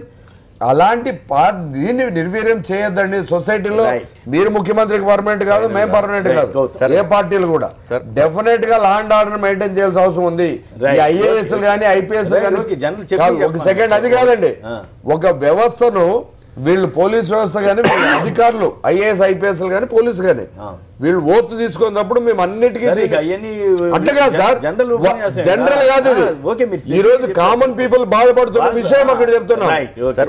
ఫైనల్ గా ఏంటంటే ఇప్పుడు జరిగిన హత్యకి అధికారులు ఉండేటువంటి ఉప ముఖ్యమంత్రి గారి మీద ఆయన కుటుంబం మీద నేరుగా ఆ కుటుంబమే ఆరోపణలు చేస్తుంది, కేసులు పెట్టింది. కనుక ఖచ్చితంగా ప్రభుత్వం చేయాల్సింది ఏంటంటే కేఈ కృష్ణమూర్తి చేత రాజీనామా చేయించి ఒక సమగ్రమైన నిజంగా నిజాయితీ కూడినటువంటి విచారణ జరిపించాలి. దీంట్లో వాళ్ళ కుటుంబం పాత్ర ఏంటి లేదా స్థానిక పోలీసుల పాత్ర ఏంటి మొత్తంగా అనేది సమగ్రంగా నిజాయితీగా విచారణ జరగాలంటే మేము ఖచ్చితంగా డిమాండ్ చేస్తాం. కేఈ కృష్ణమూర్తి గారు రాజీనామా చేయటం మంచిది, లేదా ప్రభుత్వమే ఆయన చేత రాజీనామా చేయించి విచారణ చేయించడం మంచిది. ఓకే, ఎస్, నేనేమంటానంటే కృష్ణమూర్తి గారి మీద ఆరోపణ వచ్చినప్పుడు చంద్రబాబు నాయుడు గారు స్పందించి ఆ మేరకు ఆయన చేత నైతికంగా రాజీనామా చేసి విచారణ జరిపితే మంచిదే, దాన్ని మేము ఆహ్వానిస్తాం. ఇలాంటి హత్యా రాజకీయాలు జరగకూడదని మేము కోరుకుంటాం, అందులో సందేహం లేదు. 1 సెకండ్, ప్రకాశం జిల్లాలో ఒక సర్పంచ్ ఇంటికి పోయి తల తీసుకుపోవడం కూడా జరిగింది, అది వీళ్ళకి కూడా తెలుసు. సర్పంచ్ ఇంటికి అప్పుడు తెలియదండి లా అండ్ ఆర్డర్ ఎట్లా మెయింటైన్ చేయాలనేది. గుంటూరులో ఎన్ని జరిగినాయి, వేరే ప్రాంతాల్లో ఏం జరిగినాయి. చంద్రబాబు కోఆపరేటివ్ సొసైటీ దాంట్లోనే రాజాని పిలిపించి పామిడి దగ్గర ఈ నియోజకవర్గంలో 180 మంది అనుచరులు, ఇందాక విల్సన్ గారు మొత్తుకుంటుంది అది, వీళ్ళు 3 ఎమ్మెల్యేలు 180 మంది అనుచరులు హత్యలకు గురయ్యారు. మొత్తం అందరూ దళితులు బీసీలో ఉంటారు. అట్టడుగు వర్గాలు బలవుతున్నారు. చెప్పండి, మీరు ఎట్లా ఇప్పుడు మీరు చెబుతున్నారు కేఈ కృష్ణమూర్తి కుటుంబం నుంచే ఈ ప్రాబ్లం అంతా వస్తుంది, ఎట్లా ఎదుర్కోబోతున్నారు, ఎట్లా ఎదుర్కొంటారు? మరి భవిష్యత్తులో ఈ కేసు మీద కూడా మరి కేఈ కృష్ణమూర్తి కొడుకు పేరు మీద కేసు పెట్టారు కదా, దీన్ని ఎట్లా ఎదుర్కోగలుగుతున్నారు? ప్రభుత్వం నిజాయితీగానే ఈ కేసుని డీల్ చేస్తుందని అనుకుంటున్నారా? ప్రదీప్ గారు. అవును సార్, జరిగిన విషయాలలో మేము పోలీసుకి చెప్పడం జరిగింది. మేము కేఈ కృష్ణమూర్తి కుటుంబాన్ని ఎట్లా ఎదుర్కొంటారేమనే దానికి ఇప్పుడు నారాయణరెడ్డి చనిపోయినంత మాత్రాన వైఎస్ఆర్ పార్టీ కానీ లేకపోతే నారాయణరెడ్డి కుటుంబం నుంచి చాలామంది ఉన్నారు, కార్యకర్తలకు కానీ ఎక్కడ కానీ కేఈ కృష్ణమూర్తికి రేపు 2019లో ప్రజలే ఏ విధంగా తీర్పిస్తారనేది ఆ రోజు చూస్తాడు ఆయన. ఒక నారాయణరెడ్డిని చంపొచ్చు కానీ అట్లా నారాయణరెడ్డి చనిపోయిన అట్లా నారాయణరెడ్డి ఒక సైన్యం లాంటి మనిషి. నారాయణరెడ్డి ఈరోజు చనిపోయిండొచ్చు భౌతికంగా, కానీ ఆయన పేరు చెప్తేనే కార్యకర్తలు ఒక ఉప్పెనలాగా లేచి వస్తారు. అది కేఈ కృష్ణమూర్తికి రేపు 2019 ఎలక్షన్లో కేఈ శ్యాంబాబుకి తెలుస్తుంది. కేఈ శ్యాంబాబు ఎమ్మెల్యే కావాలని ఎట్లా అనుకుంటున్నాడో ప్రజలు రేపు 2019 ఎలక్షన్లో శ్యాంబాబును ఏ రకంగా తీర్పిస్తారనేది ఆ రోజు వాళ్ళు తెలియజేసుకుంటారు సార్. ఇట్లా టెర్రర్ క్రెడిట్ చేసి ఇట్లా ఎవరైతే వాళ్ళ కుటుంబం మీద పోటీ చేస్తారనే వాళ్ళల్లో చంపుకుంటూ పోతే అందరూ భయపడతారేమో, కానీ మా కుటుంబంలో మేము కేఈ కృష్ణమూర్తి గారిని దాదాపు 60 సంవత్సరాల నుంచి చూస్తున్నాము. మా కుటుంబంలో ఒకరిద్దరు చనిపోయినా వాళ్ళ కుటుంబానికి భయపడేది కానీ, కార్యకర్తలకి అన్యాయం జరిగితే ఓర్చుకునేది కానీ జరిగే ప్రసక్తే లేదు. వైఎస్ఆర్ పార్టీ కార్యకర్తలు చాలా బలంగా ఉన్నారు. రేపు 2019లో కేఈ శ్యాంబాబు గారికి ఏ విధమైన తీర్పులు ఇస్తారో ఆ రోజు చూస్తారు. దాన్ని అంటే ప్రభుత్వం ప్రజా నిర్ణయం ఏముంటుంది అనేది. రైట్, ఇప్పుడు ప్రభుత్వం ఎలా స్పందిస్తోంది, కేసుని ఎలా డీల్ చేస్తూ ఉంది? అదే సార్, నిన్న ఇచ్చినాం అది రిపోర్టు. ఈరోజు ఇదంతా అయిపోయిన తర్వాత దాని గురించి తెలుసుకుంటాం సార్ మేము. ఓకే అండి, రైట్. వెల్దుర్తి ఎస్ఐ నుంచే సార్ జరిగిందంతా. ఇది అసలు నాకు తెలిసి ఆంధ్రప్రదేశ్లో ఎక్కడ కూడా ఉండడేమో. ఆయన కూడా తెలుగుదేశం టికెట్ ఇచ్చి ఆయన ఎమ్మెల్యే చేసేది మంచిది ఆయన కూడా. అంతేనా? ఎవరైనా మరి ఇప్పటికైనా ప్రభుత్వం ఇంతమంది చనిపోయి ఇంతమంది చెప్తుంటే కూడా ఆయన మీద ఏదైనా చర్య తీసుకుంటారా అనే వేసి చూస్తున్నాం. పోలీస్ ఆఫీసర్స్ అయితే చెప్పినారు ఆయన మీద చర్య తీసుకుంటామని. ఒక ఎస్ఐ గారు శ్యాంబాబు గారు తప్ప ఇంకా వేరే వాళ్ళు ఎవరు లేరు సార్ దీంట్లో. ఓకే, సో వాళ్ళిద్దరి ప్రమేయం ఉందనేది మీ ప్రగాఢమైన నమ్మకం? నేను ఒక్కనే కదా సార్, మా గ్రామంలో ఏ ఒక్కరు అడిగినా చెప్తారు. ఓకే, నేను ఏదో వ్యక్తిగతంగా వాళ్ళకి మాకు సరిపోదని చెప్పడం కాదు, ఏ వ్యక్తిని అడిగినా వెల్దుర్తి మండలంలో ఏ వ్యక్తిని అడిగినా చెప్తారు. ఓకే, ఏదేమైనా ఇది ఘోరమైన పాశవికమైనటువంటి హత్యా రాజకీయాలు ఇటువంటి జరగకూడదు. ప్రదీప్ గారు మీ ఆవేదనతో అందరూ భాగం పంచుకుంటున్నారు. ఇక మరి భవిష్యత్తులో మేము చెప్పేది కూడా అదే సార్. ఇప్పుడు కూడా మాకు అభివృద్ధి కావాలనే ఫ్యాక్షన్ వద్దు, అభివృద్ధి ముద్దు అనే ఉద్దేశంతోనే మా కుటుంబం ఎప్పటి నుంచో ప్రజల్లో మెలుగుతుంది. మా తండ్రి గారు కూడా అట్లా చేసిన వాడే. మా తమ్ముడు నారాయణ రెడ్డి కూడా అట్లా కింది స్థాయి నుంచి సర్పంచ్ స్థాయి నుంచి ఎమ్మెల్యే స్థాయికి ఎదిగినాడు. ప్రజల్లో పనిచేసి అందరికి ఉపయోగపడే. అంతకు తప్ప మేమేదో వాళ్ళని చంపి వీళ్ళని చంపి ఏం రాజ్యాలు వెళ్తారు సార్? అందరూ చచ్చిపోయిన కున్నోడు ఏం చేస్తాడు? ఈ పాయింట్ కరెక్ట్ చెప్పారు. నిజంగానే మనుషులు చంపుకున్న తర్వాత అందరిని చంపి ప్రజలనల్లా చంపినాకంగా ఏం ఉపయోగం సార్? అది కరెక్ట్ అవసరం అటువంటి పదవులు కూడా. కరెక్ట్. సరే, ఏం జరుగుతుందో చూద్దాం. ప్రదీప్ గారు మీ ఆవేదనతో అందరూ పాలు పంచుకున్నారు. మీరు అయినప్పుడు కూడా మీరు వచ్చి మీ అభిప్రాయాలు భావాలు చెప్పినందుకు ధన్యవాదాలు ప్రదీప్ గారు. నేను ఇంకొకటిసారి మీడియా ద్వారా తెలియజేసేది ఏమంటే, చెప్పండి, ఎక్కడైనా కానీ ఈ ఫ్యాక్షన్ లేకుండా ప్రజా తీర్పులో గెలవాలి తప్ప ఇట్లా ఒక కుటుంబాన్ని చంపి భౌతికంగా చంపి ఇట్లా అన్యాయం చేసి గెలవడం అనేది మంచిది కాదు. ప్రజలకు అభివృద్ధి చేసి ఎవరైనా గెలవచ్చు, ఏ పార్టీ అయినా గెలవచ్చు. దానికి ఉండాలి తప్ప దయచేసి ఎవ్వరు కూడా ఫ్యాక్షన్ జోలికి పోవద్దు. నేను ఫ్యాక్షన్ కుటుంబంలో ఇరుక్కొని ఈ రోజు వరకు కూడా ఏమనుభవిస్తున్నా అనేది నాకే తెలుసు ఆ బాధ. మేము అనవసరమైన కేసుల్లో కప్పట్రాల వెంకటప్ప నాయుడికి మాకు సంబంధమే లేదు. ఆయన కాన్స్టిట్యున్సీ వేరు, మా కాన్స్టిట్యున్సీ వేరు. అట్లా దానిలో సంబంధం లేని దానిలో మమ్మల్ని కే కృష్ణమూర్తి కుటుంబం కేసుల్లో పెట్టి మానసికంగా ఆర్థికంగా అన్ని రకాల సమస్యలను ఎదుర్కొన్నాం. దయచేసి నేను మీడియా ఎదురుగా చెప్పేదేమంటే, ఫ్యాక్షన్ జోలికి పోవద్దండి. ఎవరో నాయకుడు చెప్పినాడని చెప్పి వాళ్ళని ఇళ్ళని చంపి మీ భార్య పిల్లలకు అన్యాయం కావద్దండి అని పై స్థాయిలో ఉన్నోనికి ఏం కాదు, కింద మనలాంటి కార్యకర్తలకే ఈరోజు ఇప్పుడు జరిగే అన్యాయం అంతా అట్లాంటి వాళ్ళకే తప్ప ఒక కే కృష్ణమూర్తికి కానీ ఆ స్థాయి వాళ్ళ కుటుంబంలో ఏం జరగలేదు సార్. ఈ రోజు వరకు ఆయన బాగా ఉన్నారు. వాళ్ళ కుటుంబంలో కేసులు ఇరుక్కునింది లేదు, వాళ్ళ కుటుంబంలోకి ఎవరికి అన్యాయం జరిగింది లేదు, చనిపోయింది లేదు. వాళ్ళ కుటుంబం నుంచి ఎంతమంది చనిపోయినారనేది వాళ్ళకి ఆ బాధ తెలడంలే. ఒక్కసారి ఆయన ఆ ఏజ్లో ఇటువంటి దాన్ని ప్రోత్సహించడం అనేది మంచిది కాదు. ఆయన వయసుకు తగినది కూడా కాదు సార్ ఇది. అవును, దాదాపు 80 ఏళ్ళ దగ్గరికి వచ్చిన తర్వాత చెప్పారు చూడండి ఆయన. ఆ వయసులో మర్డర్లు చేపించేది ఏంటి సార్? నారాయణ రెడ్డిని చేతనైతే ఎదుర్కొన్నా అలా అంతే. రాజకీయాల్లో ఎవరు గెలుస్తారో ఒకరు ఓడిపోతారు. ప్రదీప్ రెడ్డి గారు, మీరు నిజంగా సంతోషించాల్సిన విషయం ఏంటంటే, ఇంత బాధలో కూడా మీరు ఒక మంచి సందేశం ఇస్తున్నారు సమాజానికి. ఎవరు ఇట్లా మీరు ఒక నాయకుడు కుటుంబానికి చెందిండి కూడా నాయకులకి ఏం కాదు, కార్యకర్తలే చనిపోతారు, ఫ్యాక్షన్ కి దూరంగా ఉండని చెప్పడం నిజంగా మిమ్మల్ని అభినందించాలి. మా అందరి ఆవేదన ఉన్నా కూడా సార్ ఆ బాధ ఏదో నేను అనుభవిస్తున్నా. అదే ఆయన గొప్ప విషయం. ఆయన అందరూ దూరంగా ఉండండి, దీంతో ఉరిగేది ఏం లేదు, రాజ్యాలు వెళ్తారని చెప్పి చాలా స్పష్టంగా చెప్పగలుగుతాం. పిల్లలకి తండ్రి లేడు. ఎన్ని రోజులు సార్ ఈ మనోవేదన అనుభవించాల్సింది? ఫ్యాక్షన్ లో మేము 40 సంవత్సరాలు మునిగి తేలినాం సార్. నేను జీవితంలో అసలు దానికి ఎంతో దూరం ఉండాలని చెప్తే కూడా మమ్మల్ని, మా కుటుంబాన్ని అనవసరంగా 10-20 సంవత్సరాల కోరిని చంపడం, మా కుటుంబాన్ని రాజకీయ ఇట్లా ఫ్యాక్షన్ లేక లాగడం, మేము ఎంత దూరం ఉందామన్నా కూడా మమ్మల్ని వదలకుండా ఈ ఫ్యాక్షన్ భూతం వదలడం లేదు సార్. అందుకనే నేను ఫ్యాక్షన్ వద్దు, చాలా మంది చెప్తాం సార్ మేము వద్దని. మీరు అది కంటిన్యూ చేయండి ప్రదీప్ రెడ్డి గారు. మీ తరపు వాళ్ళందరికీ మీరు అదే సందేశం. సమస్యలు మేము తప్పకుండా అదే కట్టుబాటుకే ఉంటాం సార్. నారాయణ రెడ్డి ఆశయం ఏదో అది దాన్ని నెరవేర్చే వరకు వదిలిపెట్టాము. మాకు ఫ్యాక్షన్ అయితే వద్దు. ప్రజల్లోకి తిరిగి ఎలక్షన్లు చేసి గెలుస్తామేమో కానీ ఇట్లా వాడిని చంపి వీడిని చంపి గెలిచాల్సిన అవసరం లేదు. అటువంటి గెలుపు కూడా కాదు సార్. ఏం అవసరం ఒకరిని చంపి ఎమ్మెల్యే కావాల్సిన అవసరం ఏమి వచ్చింది? రైట్, బాగా ధైర్యంగా చెప్పారు, నిజాయితీగా చెప్పడానికి ప్రయత్నం చేసినట్లుగా కనపడుతుంది. మీ ఆవేదన అందరికీ అర్థమైంది. నిజంగానే మీరు చెప్పినట్లు ఫ్యాక్షన్ అనేది లేకుండా ఎన్నికల రాజకీయాలను ఎదుర్కోవాలని మీరు ఇచ్చినటువంటి చాలా సందేశం, మంచి సందేశం ఇచ్చారు. ధన్యవాదాలు ప్రదీప్ గారు. ఇక ఇప్పుడు చిన్న విరామం తర్వాత లైవ్ షో కొనసాగుతుంది. లైవ్ షోకి తిరిగి స్వాగతం. ఇక అమిత్ షా ఈ రోజు నుంచి తెలంగాణలో పర్యటిస్తున్నారు, అట్లాగే ఏపీకి కూడా వెళ్ళబోతున్నారు. ఈ సందర్భంలో విజయవాడ లోక్సభ సభ్యులు టీడీపీ నేత కేసినేని నాని సంచలన ప్రకటన చేశారు. అసలు బీజేపీ వాళ్ళ వల్లే మాకు ఓట్లు తగ్గాయి, లేకుంటే ఇంకా బ్రహ్మాండంగా వచ్చిండేవాళ్ళం, వచ్చే ఎన్నికలు అసలు మాకు పొత్తే అక్కర్లేదు అని బీజేపీని వ్యాఖ్యానించారు. మరి నిజంగానే బీజేపీతో పొత్తు లేకపోతే టీడీపీకి విజయావకాశాలు ఉండుండేవా? మరి ఆయనకి ఎక్కువ ఓట్లు వచ్చిండేవా? శివరామ్ గారు సంక్షిప్తంగా మాట్లాడతారు, తక్కువ టైం. మీరు బాగా ఆలోచించండి. చంద్రబాబు నాయుడు గారు ఎప్పుడు అధికారంలోకి వచ్చినా కూడా బీజేపీతో అయ్యపోయినప్పుడు వచ్చాడు ఆయన.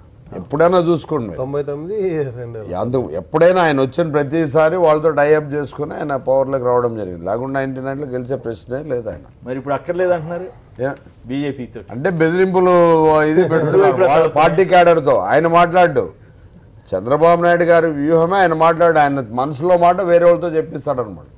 చంద్రబాబు నాయుడు గారు పవన్ కళ్యాణ్ అసలు స్టేజ్లో అప్పుడు ఎలక్షన్స్ అప్పుడు చంద్రబాబు నాయుడు గారిని ఇట్లా చూడకపోతే ఆయన చూస్తాడా అని ఎదురు చూసిన వ్యక్తి. అంటే ఒక ముఖ్యమంత్రి స్థాయిలో చేసినప్పుడు పవన్ కళ్యాణ్ ఇంటికి రమ్మంటే ఇంటికి వచ్చేపోయి లేదు మళ్ళీ నేను ఆఫీస్లో ఉన్నానంటే ఆఫీస్కి పడిగాపులు చేసి కాశాడంటే చంద్రబాబు తెలివైనడని ఒప్పుకోవాలా? డెఫినెట్గా నిజంగా రాజకీయ దూరంతోడు రాజకీయాల్లో ఆర్దేనోడు దాంట్లో మేము ఎట్టి పరిస్థితుల్లో కాదను. ఎట్లా ట్విస్ట్ చేయాలంటే ఆ క్షణానికి అట్లా మార్చి చెప్పగల సమర్థుడు, దాన్ని నిజమేమో అని మెప్పించగల సమర్థుడు కూడా. రాకేష్ గారు ఏంటి బీజేపీ ఇక్కడ తెలంగాణలో ఎట్లా ఉంటుంది? ఇక్కడ అట్లా వాళ్ళ అధికారంలోకి వచ్చేసామని చెబుతున్నారు తెలంగాణలో, ఇక్కడ అక్కడేమో అసలు టీడీపీ అక్కర్లేదు అంటున్నారు. ఆల్రెడీ టీడీపీ వాళ్ళ మీద బీజేపీతో పొత్తు ఎట్లా తెంపుకోవాలని చెప్పేసి మొన్న నిజామాబాద్ మీటింగ్లో జరిగినప్పుడు రేవంత్ రెడ్డితో మేము ఇండివిజువల్గా పోతాం, బీజేపీతో తెగదెంపులు చేసుకుని కాంగ్రెస్తో కలిసి పోటీ చేస్తామని ప్రకటించాడు రేవంత్ రెడ్డి. ఇప్పుడు రేపు పొద్దున జరిగే ఎలక్షన్ సింపుల్గా చెప్తాను, ఆంధ్రప్రదేశ్లో ప్రత్యేక హోదా అయ్యేలే కాబట్టి బీజేపీతో తెగదెంపులు చేసుకొని మేము కాంగ్రెస్తో కలిసి పోటీ చేస్తున్నాం. తెలుగుదేశం ఎవరితోటైనా కలిసిపోద్ది. మేము అనేది ఏంటంటే 85లో 99లో 2014లో ఈ 3 ఎలక్షన్లో కూడా వాళ్ళు అధికారంలోకి వచ్చినప్పుడు బీజేపీతో అలయన్స్గా ఉండే గెలిచారు. కానీ ఇప్పుడు మనం అనేది ఏంటంటే అమిత్ షా స్టేట్కి వస్తున్నాడు కాబట్టి మాకు ఇక్కడ పెద్దగా వాళ్ళతో అయ్యేది లేదు పోయేది లేదు. తెలంగాణలో ఈ ఫ్యాక్షనిస్ట్ రాజకీయాలు ఉండేవి, లేకపోతే కులం మీద మతం మీద ఉండేటువంటి రాజకీయాలు ఉండేవి కాబట్టి దాని గురించి పెద్దగా ఆలోచించాల్సిన అవసరం లేదు. 5 ఎమ్మెల్యేలు ఉంటే 4 కార్పొరేటర్లు గెలిచారు. మాకు వాళ్ళతో పోయేది లేదు వచ్చేది లేదు. అమిత్ షా గారు వస్తున్నా కూడా వచ్చినా అయ్యేదేముందండి? అమిత్ షా బీహార్ కూడా పోయిండు, పంజాబ్ కూడా పోయిండు, ఉత్తరప్రదేశ్ ఒక్కటే అదేందుకు చెప్తారు? ఉత్తరప్రదేశ్ ఒక్కటే చెప్తారా? పంజాబ్ గురించి చెప్పండి, లేకపోతే ఇంకా మిగతా వాటి చెప్పండి. తప్పకుండా మేము అనేది ఏంటంటే వెన్నుపోటు రాజకీయాలు మాత్రం తెరలేపుస్తాయండి. ఎందుకంటే అరుణాచల్ ప్రదేశ్ చూసాం, మేము ఉత్తరాఖండ్ చూసాం. కాబట్టి అమిత్ షా ఎక్కడికన్నా పోతే కార్యకర్తలకు మాత్రం ఏమి జరగదు. దాంట్లో ఇప్పుడు మీరు ఉత్తరప్రదేశ్లో చెప్పారు 114 మంది 144 మంది వేరే పార్టీ నుంచి తీసుకొని వాళ్ళకి టికెట్లు ఇచ్చారు. ఉత్తరప్రదేశ్ నేను చెప్తున్నాను. టీఆర్ఎస్ నుంచి ఎవరు వెళ్ళే ప్రసక్తే లేదండి. ఎవరు కూడా టీఆర్ఎస్ లో వచ్చిన వాళ్ళు కులం బేస్ మీదనో మతం బేస్ మీదనో వచ్చిన వాళ్ళు కాదు. ఈ దేశాన్ని 2గా విభజించడానికి మా పార్టీ ఎక్కడ కూడా ప్రయత్నం చేయట్లేదు. ఆహార అలవాట్ల మీదనో లేకపోతే వాళ్ళు ఉన్నటువంటి మేము చేస్తున్నామని చెప్పామా? మీరు అది విశ్వసిస్తేనే కాదండి. మేము అనేది ఒకటే లేదా కాదండి, ఇక్కడ బీహార్ లో ఓడిపోతే పాకిస్తాన్ లో పటాకులు కాల్చుకుంటాం అనేది చెప్పలే కదా మేము అనలే కదా. మేము అనేది ఏంటంటే తప్పకుండా ఏ పార్టీ ప్రతిపక్ష పార్టీ వచ్చినా కానీ మేము ఆహ్వానిస్తాం. తప్పకుండా వాళ్ళు ప్రజాస్వామ్యం వాళ్ళ వాడిని వినిపించవచ్చు. కానీ టీడీపీ మాత్రం కలిసి ఉండదు, అది మాత్రం రాసి పెట్టుకోండి. బీజేపీతో టీడీపీ అంటే ఇక్కడ ఓపెన్ గానే చెప్పారు, లక్ష్మణ్ గారు అఫీషియల్ గానే ప్రకటించాడు ఏమని టీడీపీతో మాకు పొత్తు లేదు మేము ఒంటరికి వెళ్తామని. ఏపీలో ఉంటుందా ఉండదా? ఏపీలో కూడా ఉండదు సార్. ఇప్పుడు వాళ్ళు అన్నారు ఈ దేశం మొత్తంలో బీజేపీకి మిత్రపక్షంగా ఉన్న ఏ పార్టీ లేదు. 20 సంవత్సరాలు ఉన్న శివసేనను కూడా ముంచినటువంటి పార్టీ బీజేపీ పార్టీ. కొత్తగా మిత్రపక్షం పెట్టుకుంటుందని ఎందుకు అనుకుంటారు మీరు? ఎక్కడ కూడా పర్మనెంట్ మిత్రపక్షం ఎక్కడ లేదు. తెలంగాణలో ఆల్రెడీ ఆయన అన్ని వాగ్దానాలు భంగం అయిపోయినాయి. 3 ఎకరాల భూమి అయిపోయింది. 17 లక్షలు వచ్చినాయి లేండి సార్ మా అందరి అకౌంట్ లోకి. అయ్యే లెక్క పెట్టుకోవడానికి మేము ఏటీఎంలు కొనుక్కుంటున్నాం, ఏటీఎం లో డబ్బులు లేవు. కాదండి, మీరు వాగ్దానాల గురించి చెప్తే మేము కూడా చెప్తాం, బాణాల గురించి చెప్తాం. లేదు కదా సార్ చెప్తున్నారు మీకు, పెంచుకోమని చెప్తే పెంచుకోవాలా? సరే అండి, నువ్వు మాట్లాడలేదు కదా, మీరు చెప్పండి. 3 ఎకరాల భూమి లేదు, డబుల్ బెడ్రూమ్ మేము కూడా చదువుతాం. మరి పాకిస్తాన్ తో బార్డర్ తగ్గిపోయింది, అరుణాచల్ ప్రదేశ్ చైనాతో బార్డర్ మేము భిన్నాన్ని కూర్చున్నామా? భారతదేశ జెండా భుజం మీద పట్టుకొని పోతుంటే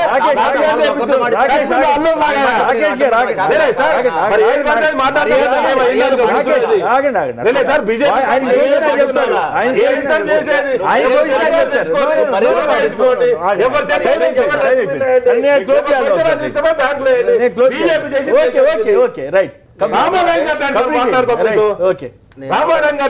ఆగండి ఇప్పుడు ఏమంటారంటే తెలంగాణలో అయిపోయిందండి వాష్ అవుట్ టీఆర్ఎస్ చెప్పండి. ఏపీలో మీకు మీరు అక్కడ చెప్తున్నారు అంటే తెలంగాణలో వాష్ అవుట్ అయిపోయింది. వెండు మిత్రమా 2019లో అధికారంలోకి వస్తాము. దాన్ని ఎవరు కేసీఆర్ గారు కాదు, ఇంకా ఎవరు ఆపలేరు. ఆంధ్రప్రదేశ్లో మేము సొంతంగా వెళ్తే బాగుంటుందని మాకున్న అభిప్రాయం బీజేపీ కార్యకర్తగా. మేము ఎందుకంటే కింద నుంచి వెళ్ళి అధికారం సాధించిన చరిత్ర చాలా రాష్ట్రాల్లో ఉంది కాబట్టి మేము ఖచ్చితంగా ఉన్నాము. నాని గారు అంటే ఆయన ప్రెస్టేషన్లో ఉన్నారు. ఆయన ఎవరి మీద అలిగి అది చేసినట్టుగా ఆయన బస్సులను ఆపుకోవడం వల్ల చాలా మంది కార్మికులు నష్టపోయారు. ఆ విషయం మర్చిపోతున్నారు.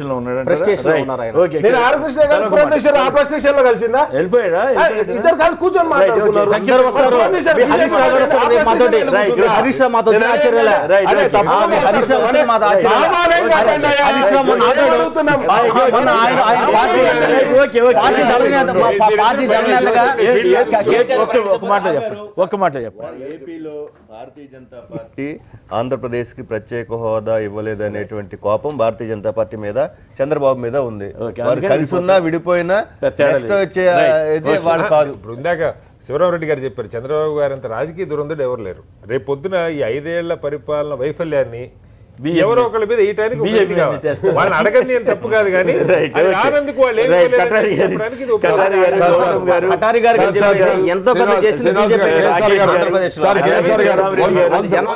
అట్లాగే ప్రదీప్ రెడ్డి గారు, నారాయణ రెడ్డి గారు సోదరుడు. ఆంధ్రప్రదేశ్లో కూడా తెలుగుదేశం వాళ్ళు క్రిమినల్, మళ్ళీ దీన్ని కాదు, క్రిమినల్స్కి గన్మ్యాన్ ఇస్తున్నారు. అది ఇప్పటికైనా విత్డ్రా చేసుకుని కొంచెం లా అండ్ ఆర్డర్ మెయింటైన్ చేయాలి. ఇది నేటి వార్తా విశ్లేషణ కార్యక్రమం. నమస్కారం.